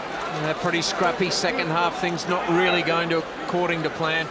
Sure, Ulster would have wanted a much more commanding performance given the opposition, but certainly plenty of individual errors. See that ball bouncing around. Just looking over, I have a feeling that Neil McComb might be just getting himself warmed up. Down to not available for this, which is unfortunate given the injury to Mike McCarthy. And there's a couple of replacements. In fact, Ulster are about to make 3 replacements. Michael Heaney's going to come on, and it looks like Callum Black is coming on as well. So replacements in the front row, in the second row, and at scrum half. 10 white substitutions. 10. Well, Paddy Jackson is going off, and the fact that Michael Heaney is coming on would indicate that Ruan Pienaar is going to go to outside half. Yeah, I think the plan was for Paddy Jackson to probably have the first half and then be substituted coming back from injury, but that injury to Marshall has forced him into playing for a bit longer than Ulster probably and Ireland probably would have wanted. But those last changes now, just to try and give that fresh impetus to the Ulster cause and clinch that 4th try. So both front rows changed from the ones that started. That's a good Ulster scrum. Here's Heaney. Has to try to make amends and can't quite do it. It was knocked forward by the Zebre, and they'll come back for the scrum again. Ulster perhaps lucky to get away with that. Michael Heaney a wee bit ambitious perhaps in his first touch of the ball. Ulster won't want to play from too deep. They do have the ammunition, and they've still got 11 minutes on the clock. They can play field position, get in the right places, just trust in their patterns, trust in the systems that'll deliver that 4th try. That really was a mid-level kick by Michael Heaney. It wasn't high enough to go over the top and wasn't low enough to cause problems at the ground level. Touch! Set! Yes! Good solid Ulster scrum yet again. Good work by Callum Black on the Ulster loose head side, and it brings a penalty. So Pienaar, I'm sure, will be looking for distance on this. And Ulster have, well, 10 minutes now, just over 10 minutes to secure a bonus point win. The 4 points, the regulation 4 points, would appear to be in the bag. But given what's happening at Rodney Parade with Glasgow, who won away from home against Ulster's opponents tonight, Zebre, a week ago, and are doing something similar to the Dragons. And as we mentioned, the 2 clash at Scotstoun this time next week. 7:35 kickoff, if I'm not mistaken. So tune in with us for that one. Here's Niall Annette. And McComb's in the middle, and that is the big fella. Heaney said that was backwards, said the referee. Olding, little sidestep. Gets past a couple of defenders. Quick by Heaney, and away goes Heaney. Nice break by Heaney. Josh Soul tackles him. He's not rolling away, Soul in the tackle. Referee's got the hand out for the penalty to Ulster. Neil McComb. Off your feet, 19. Good support by McComish, and really this is going to be yellow card time. Pienaar inside to Henderson. Callum Black is there, and it's just been stolen, and they'll come back. And the Zebre are committing all sorts of offences, and if there's one more, I think Neil Patterson will go for the pocket. Mark's here, I'm just going to speak to them, okay?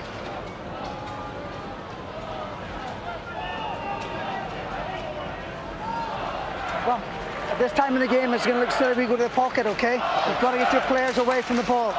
April's defender there, okay? You're leaving me no option. Yes, get him out of the way. Alberto Chiesa has in fact come on. Yep, just hold on, we're going to make a substitution. 13 blue! I was coming on for 13. Alberto Benetin. Okay. And play will stop. Well, play as the referee hasn't said stop, so time is ticking away, and the Zebras have done a bit of very clever time wasting here. Yeah, expect to see a midfield scrum option from Ulster. Scrum, attacking opportunities left and right. They'll go in search of that fourth try. Well, they've come pretty close to it. And Robbie Dyack, 16 minutes into the second half, got his second and Ulster's third try. Well, we thought that was going to be it. Lovely break by Michael Heaney, who's about to put the ball into the Ulster scrum.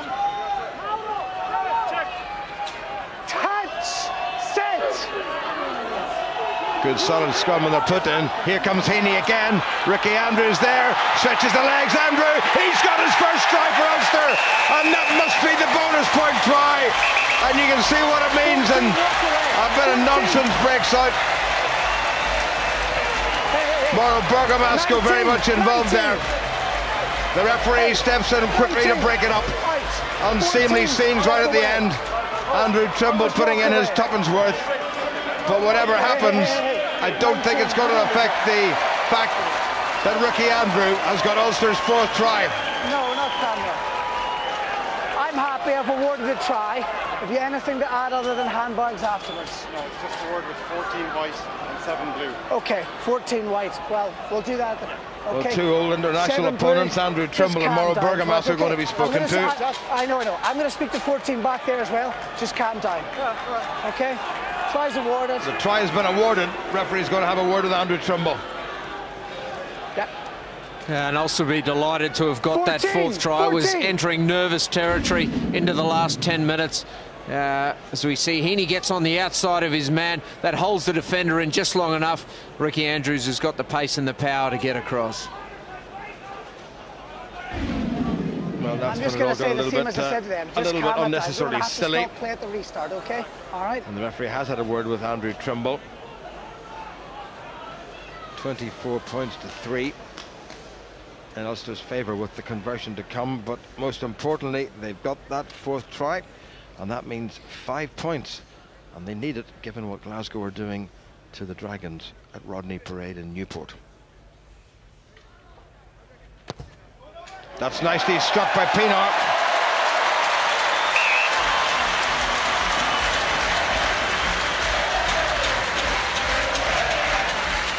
They're a lot happier tonight with that fourth try.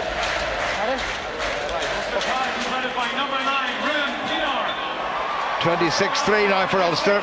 And good to see Ricky Andrew, who's threatened all evening. He's been very impressive with ball in hand. It's starting to look more accomplished the more game time he gets at this level, and certainly deserved that try.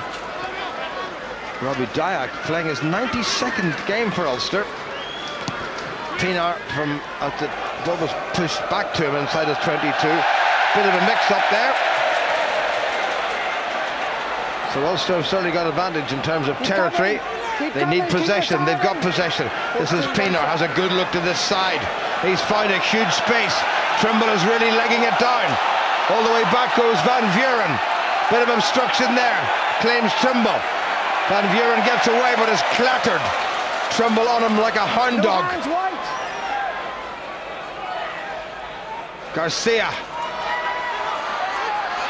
It's the replacement. Belardo. Ulster could work a turnover here. They'll be very happy. Mike McCormick's doing his best. Still in possession of the men in blue. They've got a man down into that as the charge down. Pienaar gathers, sidesteps, and again. Tidied in by Niall Annette.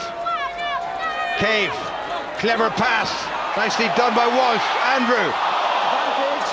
Couldn't quite conjure up another try for Andrew Trimble. Referee's pulling them back. There's a Zebre player down with, I think, cramp. There's a knock on, so they have the option line out or scrum. Well, 53 points to 3.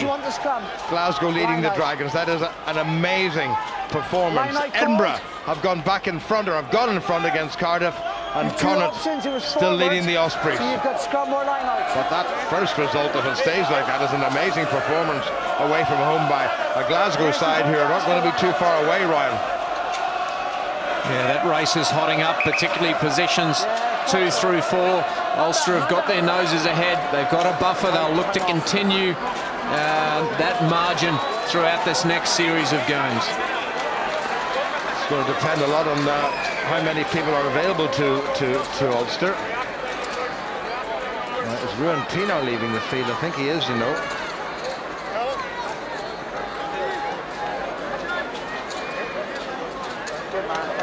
So not altogether sure who Ulster have got to bring on for Ruan Pienaar. Yeah, we're good. It was your scrum half. Stand off, please. Hands back on. Thank you very much from an appreciative crowd for Ruan Pienaar, Ulster's redoubtable skipper, Chillon. They'll have to run this. 20 white release. Bellardo tries to run. Play on, says the referee. Came off a blue foot. This is Bergamasco, Andrew Trimble's sparring partner. Fatuccio. Well, they made some 30 metres now, the Zebre. Here they come again. Praticetti swings it wide. That's gone loose, and that's gone into touch, and that should be an Ulster line-out.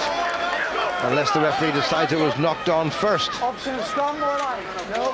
Forward, thank you. Okay. Ball went forward, so it is going to be an Ulster scrummage. Here it is again.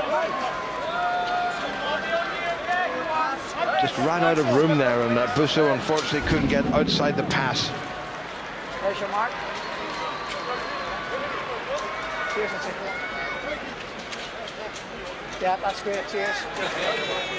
A lot of stoppages, but the clock says we've just got under 3 minutes remaining. Ulster have got the job done, sometimes not altogether convincingly, but the 5 points seem to be in the bag. Is there time for something else? The impressive Michael Heaney about to put the ball in.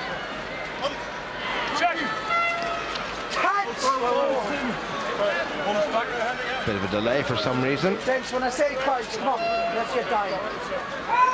Also only 6 forwards. Robbie Dyack has gone into the second row beside Neil McComb, because Johan Muller's gone off the field and Lewis Stevenson was substituted, and Chris Henry's been substituted. So 7 Ulster forwards. Good bit of control at the back by Henderson. Well away by Heaney. Pienaar. Stretch for Cave. Nicely done, Stuart Olding. Good footwork by Olding. Well, what an impressive performance once again by the teenager, and he's kept it in field. Cleverly done. Appreciated by the crowd. Here's Pienaar. Afoa. Sensibly held on to it. Nicely presented. Quick ball by Heaney. Trimble. This is the new boy, Neil Walsh. Another Neil, big Neil McComb. Yes, fine. Oh, that was stolen well on the ground by the Zebre. Just over a minute to go. Ulster give away the penalty. Offside. Ulster offside. Quick tap by Alberto Chillon, and away he goes. Ricky Andrew comes back. Good covering tackle there by Ulster. And by Walsh. Bergamasco. Looking for the archetypal consolation try. Afoa gets in the way. Picked up by Pienaar and released. Off the white foot, it was accidental. Blue ball. Scrum to the Zebre. Could well be the last set piece of this game. Yeah, lots of substitutions from both sides. The game getting a little bit scrappy now as we enter the death throes of this match. Ulster will certainly be happy with the result, if not the performance. Plenty that they'll look to work on in the week preceding this Glasgow game, but they'll certainly be delighted that those 5 points are safely in the bank. See what? No, he was a lot closer than I was. Glasgow absolutely romping it against the Dragons in Newport. They've got themselves a 5-pointer, and a very impressive one for the second week in a row. They went to Italy and they beat the Zebre. They've gone to Wales, they've beaten the Dragons. And Ulster, having lost a week ago to the Ospreys, have got themselves back on track, albeit shakily.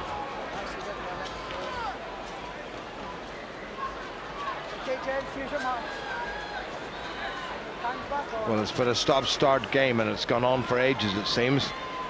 And the clock is on again, so this is definitely going to be the last set piece of this game. Ulster will want to try to do something. Even if they force the penalty, they probably won't have any time to take it, and Neil Patterson will be blowing the final whistle pretty soon. Ulster get the squeeze on. Here they come. Chilon looking for somebody wide. This is nicely done. Lovely work. Sarto gets through. Sarto running a good angle. Very close to the Ulster line. Good support. Chilon gets it away. That's the replacement flanker, Belardo. Very good Ulster defence, determined not to have the line crossed this evening. Huge hard grafting work by the visitors tight forwards. It's Belardo again, who's been very busy. In fact, it was Fatuccio took it on. Chilon tries to dig it out. Josh Shola's waiting. Penalty against the Zebre, and that's going to be it. And the referee, I'm sure, is going to blow for full time. Well, he hasn't, and Ulster tried to take it. And Darren Cave kicks for Trimble to chase. Trimble chasing down his man, kicked into touch, and that surely must be it. And the referee, Neil Patterson, has blown his whistle. Ulster having led 12-3 at half-time with 2 tries, got 2 further tries in the second half. They've got the bonus point win, not altogether impressive, but Ulster have won this game. Final score, Ulster 26 and Zebre 3. So a bonus point win for Ulster, and we have completely run out of time. Sorry you can't hear from our guest tonight, but it's been a good night at Ravenhill. We'll see you next week for the top of the table match against Glasgow. From all of us here, it's bye-bye.